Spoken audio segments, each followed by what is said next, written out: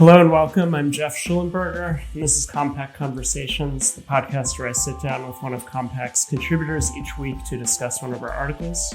This week, however, I'm joined by two people, not just our contributor, Ryan Zickgraf, but New York Times senior writer David Leonhardt, who is also the author of the recently released book, Ours Was the Shining Future, the Story of the American Dream. So Ryan has just written for us on this and one other recent book that touches on related themes. And David has also graciously agreed to join the conversation to talk about his book. So thanks to both of you for taking the time.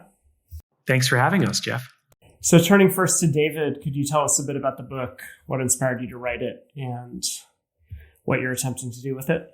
So I've been writing about the economy for the New York Times really for most of the last 2 decades. It's been the main thing I've done at the paper. And I've spent a lot of that time trying to figure out why are people so unhappy with it. I would also say I've become increasingly focused on that question over time, because when I started writing about the economy in 2000, people weren't that unhappy about it. And in fact, it was even possible in 2000 to kind of look at the economy and think, wow, maybe we've really turned a corner, because for a few years, things in the late 90s were really quite good. But that turned out to be a very brief period. And when you kind of now look at the economy really over the last 40 plus years, there have been only brief periods where it felt like things were going well for most Americans. And when you look at the whole period, you see a period in which income inequality has been rising. And not just that, but income growth has really been quite slow, frustratingly slow for most people. It's trailed the rate of economic growth for the bottom 90% of people. Wealth growth has been even slower. And I know there are all these complicated debates about, well, if we adjust for inflation using this other measure, actually the economy looks just great. And that's not persuasive to me, but I understand those are technical questions. To me, the tiebreaker, if you sort of are wondering, well, wait, how bad has the economy really been? To me, the two tiebreakers are, if you ask Americans how they feel about the economy, they're pretty consistently grouchy about it. And then when you look at non-economic measures of well-being, they look really dark in all kinds of ways, whether it's the percentage of Americans who spend time behind bars at some point in their life, rates of drug use, whether it's percentage of kids growing up with two parents. And then to me, the kind of overarching one, it's the first chart in my book. In 1980, the United States had a normal life expectancy for a rich country, kind of in the middle. Since the early 2000s, we've had the lowest life expectancy of any rich country, lower than our neighbor Canada, lower than any country in Western Europe, lower than Japan or South Korea or Australia. And it didn't used to be that way. And there's something about the choices we've made over the last 4 decades that have produced this society that just isn't working for a lot of people, and particularly for working class people, which I think it's fair to define roughly as people who lack a 4-year college degree. That's what's driving those really dark life expectancy trends. And so I wanted to set out to write a book that kind of told the story of how we ended up here. And that's what I've tried to do. It makes me think back to a few things. One was this sort of iconic, it's the economy stupid statement about politics. And, basically as that was broadly understood, as long as you sort of kept growth humming along, then things would be good. Right. It seemed to be largely the message that was taken from that. And then, it's been interesting just recently in the past few weeks or months to see, on one hand, some of these economic indicators have been sort of consistently, surprisingly good. Right. And people are sort of, shocked that they're as good as they are. Right. We had this like near 5% GDP growth number for one quarter recently. But then at the same time, there's kind of, this why are Biden's poll numbers still so low? It seems to, be at odds with this whole idea that, as long as basically, again, the economy is humming along, surely he should gain some popularity from that. So, one follow-up just to bring it to this moment, do you think the book gives us any insight into what's going on with that disconnect? I do. So, and I would think of this, there being kind of two problems with the economy right now in terms of people's mood. Two problems for Biden, to use your frame. I mean, my book's really a book of history. So this first one I don't talk about, but the second one in some ways is the heart of the book. I mean, look, I think inflation angers people in a way that almost nothing else does. Actually, I talk about that in terms of why the 70s shifted Americans' attitudes just so profoundly. I don't talk about the inflation of recent months in the book. But I do think that when you look even at real wages, I mean, Ramesh Ponnuru pointed this out in a Washington Post column. When you look at real wages, they've declined over the last couple of years because inflation has been high. So I think that's a big part of it, even if some of the policies Biden has put in place are actually quite helpful in a long-term way. I think the other thing is there's a whole background, and people didn't just wake up in this economy a year ago. They're not just reacting to a years of annual growth or a snapshot of the unemployment rate. The situation has really been, for huge numbers of Americans, quite dark for several decades. I mean, the odds that Americans grow up to out-earn their parents are about 50% for younger people today. If you're a younger person who lacks a college degree, it's below that. And so, to me, it's really, yes, there are some immediate issues with our economy today, but when you layer that on top of the fact that so many communities in the United States, people can't look around and say, wow, things are getting better. Instead, they look around and they say, things are getting worse. You know, a short burst of some good economic activity is not going to immediately change people's views about the economy. These longer term forces are going to have a much bigger effect often on people's thinking, and that's only fair. I wanted to bring in Ryan here and just ask what stood out to you most about David's book, and if there's anything you'd be interested in commenting on, or perhaps asking David. Well, I got to say that going in, I saw the title, Ours is a Shining Future, and I expected something sort of sentimental and romantic, and it really is not, especially dealing so much with economics, and he brings in charts. I mean, there's some amazing anecdotes about sort of little known figures that I appreciated, but I actually appreciated how unromantic it is that you sort of take a clear-eyed view of examining the economy and sort of the forces that affected. As someone who I consider a little bit part of the left, we talk a lot about neoliberalism, and it in a way that it kind of is rendered meaningless. But David, what I appreciate is that you sort of lay out the people and the policies involved in setting up like how neoliberalism happened, that it wasn't just a force of nature, that it was kind of a series of choices, right? Yeah, it was a series of choices. I mean, and I think I share your sense that neoliberalism both has become a cliche and yet it's still quite useful, right? It was a set of choices, and it was a set of choices that was driven mostly by the Republican Party, but that the Democratic Party signed on to large parts of it. Look, I don't think it was crazy for people in the 1970s and 1980s to look around and say, our economy isn't working, let's try this other approach, and which basically was neoliberalism. But I think now it's important 40 plus years later to say, okay, we tried this other approach. The people who put it in place made a set of promises about what it would deliver. Has it actually delivered them? And I think the answer is pretty consistently, no, it hasn't delivered them. And I know that sometimes laissez-faire folks, sort of true believers in the kind of Reagan vision, will say, well, if only we had really implemented all of it rather than just some of it, it would have worked great. I'm pretty deeply skeptical of that. I mean, we implemented more of it in the United States than many countries did, and you can argue maybe we got some benefits from that. Our GDP growth in some ways has been better, but most measures of human flourishing have been worse in this country than those other countries. And it's hard not to say, like, you know what, the idea that if only we had just really full have tried it, instead of being bad, it would have been great.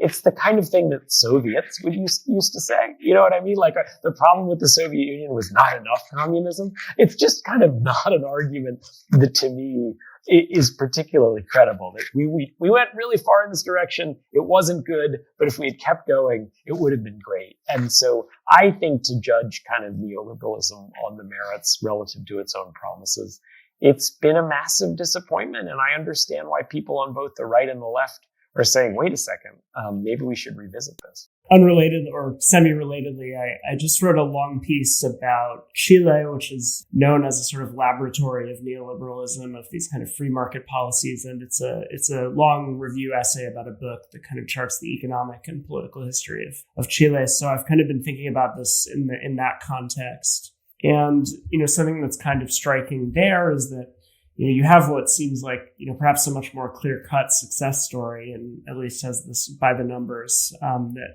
it really did, particularly towards the 90s and 2000s. Chile went far beyond most of Latin America in its development, and really set itself apart. And nonetheless, we recently kind of underwent this massive sort of social revolution, that attempted to really bring down the entire edifice, the constitution that had been put in place in 1980 that had kind of formalized a lot of these kind of economic and political reforms.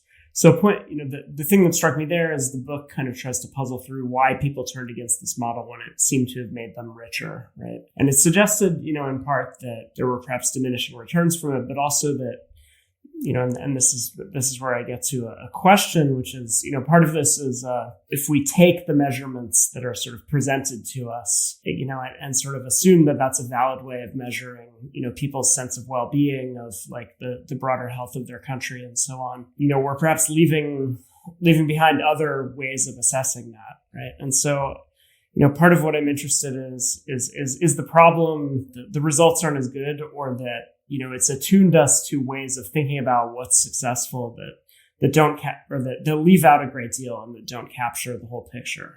If you see what I mean. In other words, has it focused this sort of neoliberal model? Has it just been focusing us on the wrong things and thereby not allowing us to see what was going wrong? That's interesting. And so if you don't mind, let me ask you a question about your question. When you say, what kind of wrong things do you think it's focused on? All anyone talks about is sort of GDP growth, and these sort of basic economic measurements become the be all and end all of success. And so you brought up some other sort of metrics that can be used, and so I suppose what I'm interested in is do we need to expand the metrics, or is there something kind of about this whole perhaps economistic or, kind of quantitative way of trying to measure the health of a society that might have also led us astray? Yeah, I think that's an important question. So I do want to be clear that I think economic growth is good, right? And is important. It's just not enough. So I don't think we're bumping up against some, limits of growth, but I also think growth is not enough. Part of our problem, actually, I think, is growth has not been as fast as it could be, because I don't think we've made some of the investments in the future that we could. I mean, one thing that I talk about and ask people to contemplate in the book is, if you wake up in New York or Los Angeles today, or any city on the coast, one across the country, it will take longer than it would have 50 years ago. That is, I think, a remarkable indictment of our lack of progress. And that a lot of that looks like economic growth, right? It will take longer because the traffic is worse. The security procedures at the airport take forever. And then, believe it or not, the scheduled airline flight time between New York and California is a half hour longer than it was 50 years ago. I mean, my goodness, talk about stagnation, right? And so to me, a healthy society is achieving progress through economic growth, through faster movement, by investing in things that allow us to have a better life in the future. It's just that those measures of growth are not enough in and of themselves, because it doesn't guarantee that they will be widely shared. So I do think part of the problem is that this old model, this neoliberal model, focused us on some things that are not the be all and end all. But I actually think the bigger problem is it just kind of didn't deliver the goods in any way, right? It hasn't delivered progress, the kind of progress that it promised. And it also has delivered highly unequal growth that has left most people understandably feeling like their lives aren't getting better in material ways. Yeah, this example of it takes longer to get across the country. I mean, is actually one that's brought up by the controversial investor Peter Thiel, I believe, as an example of stagnation. I think you can find, and then he had an interesting dialogue with the left-wing anthropologist David Graeber, in which one thing they agreed on was that, precisely this, that this kind of, promise of technological growth had not really been fulfilled, that it had kind of gone off course at some point. And and it's interesting you brought up, growth is a good thing. I tend to agree. I mean, on the left, there's kind of this debate, which we've hosted some, pieces that participate in about, whether we should actually be in favor of degrowth because, growth is bad for the environment.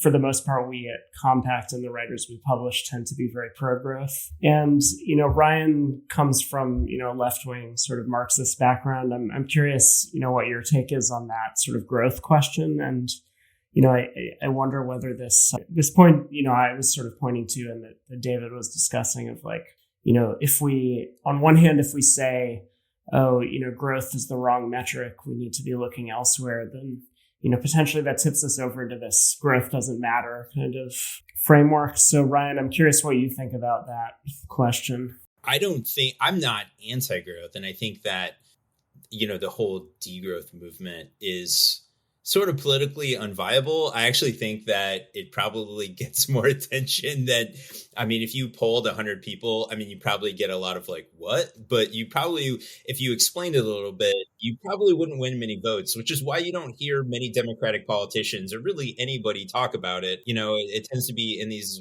very, left academic circles. For me, I'm sort of neutral about it as far as morally. I think that the way the economy works, that growth is important.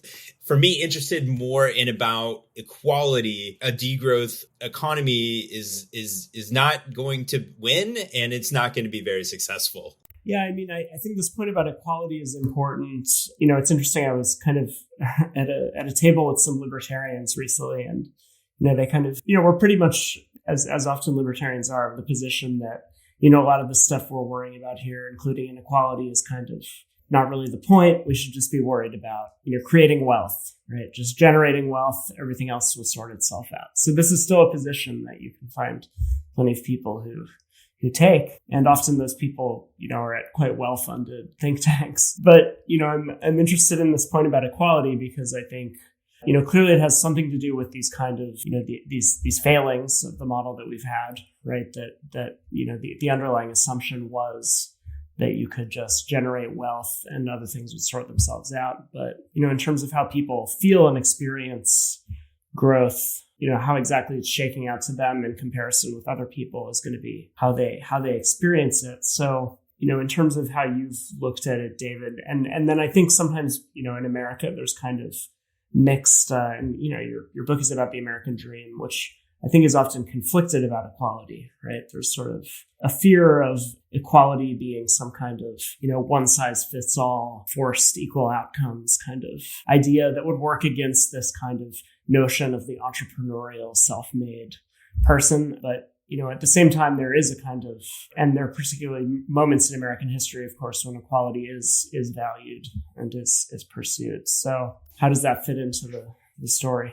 It's interesting because the phrase American dream, if you go back through old newspapers, you'll occasionally see the word American precede the word dream before 1931, but it's kind of an accident. It's not the meaning that we know of American dream now. The phrase is really coined by a historian named James Truslow Adams in a 1931 book. It's kind of remarkable that he coins the phrase American dream during the Great Depression. I wouldn't say that equality is baked into his original definition, but social mobility certainly is. And it's a wonderful definition. He says it's that American dream of a better, richer, happier life for all our citizens of every rank.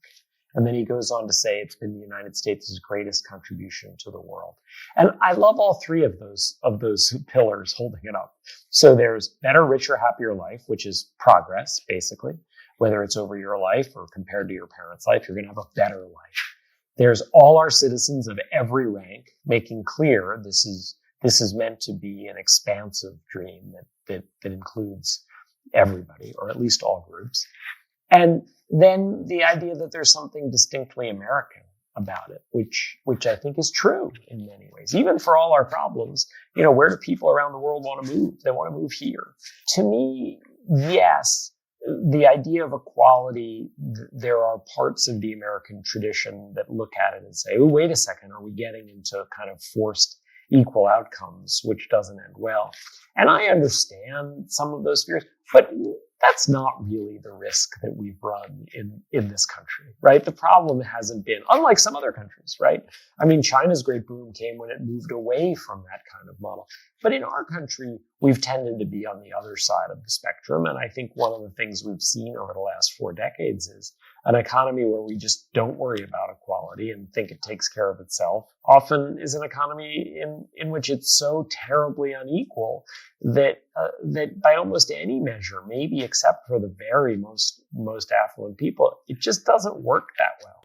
Ryan, I don't know if you feel like weighing in a bit more on this question of equality since you raised it. I mean, you talk about in the book, in your Rise section, basically this period, the between the Depression and I want to say, what was it, the Reagan era or the Nixon era, which is kind of where you put your Rise period? That's right. Roughly, I think it's fair to stop it in 1973 with the Arab oil embargo. So Nixon's president at that point. Yeah, I just think you do a good job of showing, going back to sort of the Gilded Age and then a pre-Depression era where we were vastly unequal. And you show that these set of like competing powers help negotiate, like the FDR New Deal to help something like equality come into place. And that it's sort of a top down plus a bottom up phenomenon.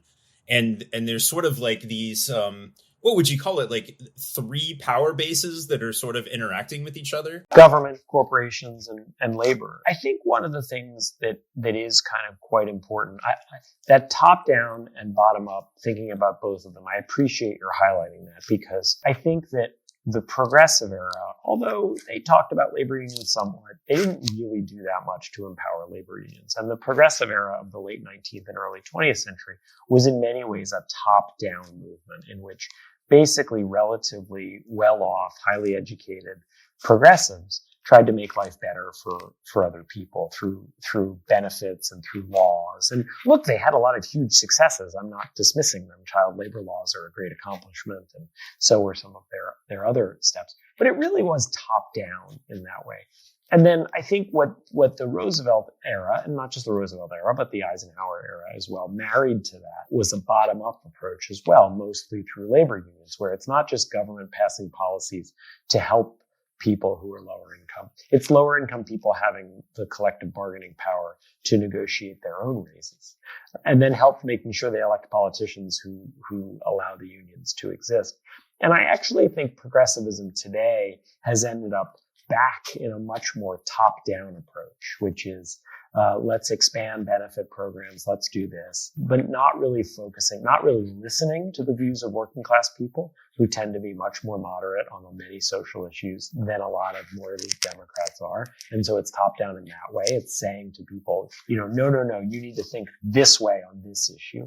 And it's also somewhat top-down in the fact that it just hasn't emphasized the importance of labor unions. Now, we might be in a point where that's turning around, but I think it's going to take changes in the law. I don't think the UAW and the actors winning and the writers in Hollywood winning big raises is going to be enough to make it possible for Starbucks workers to unionize. I think companies like that still have so many tools to prevent workers to organize. I think to really get back to a kind of more bottom-up model, we're going to need law changes that allow people who don't now belong to labor unions be able to join them if they want to. I'm going to bring us back to the present in a minute, but it's worth noting in relation to that point that early on in his presidency, Obama promised to or had promised to pass card check legislation, I believe, that would essentially make the process of unionizing considerably easier. And then he ended up not pursuing that, right? Partly because he wanted to kind of focus his, spend his political capital on passing the Affordable Care Act instead. And so he chose not to do that, which I think in relation to what we've been hearing from both of you sounds like a sort of fateful turn for his administration, perhaps, that, it was at least an opportunity to expand organized labor or allow organized labor to grow immediately after the Great Recession. But I'll make a characterization of the two presidencies since then, and I'm curious whether you both agree. When Trump comes in 2016, I come from sort of New Deal, like Rust Belt Democrats on one side of my family. And it was very clear to me that the protectionist stuff, which, where I live in New York City, like a lot of people I know, like don't know what the appeal of that would be, but certainly for people in, certain parts of the country, that's extremely powerful stuff, right?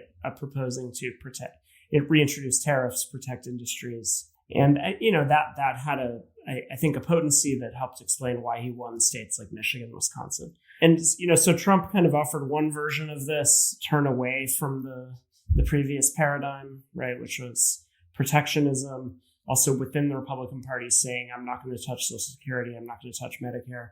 But then as far as a president, it's not clear he broke from prior Republican orthodoxy all that much. Brought in a lot of people from like the Heritage Foundation, right, which is about as orthodox a Republican sort of, neoliberal Republican outfit as you could find. And then, now we have Biden, who I think when he ran, people didn't see it, perceive him as a transformational figure at all. They perceived him as at least a kind of relief from the chaos of the Trump years and somebody who would kind of help normalize things again, perhaps.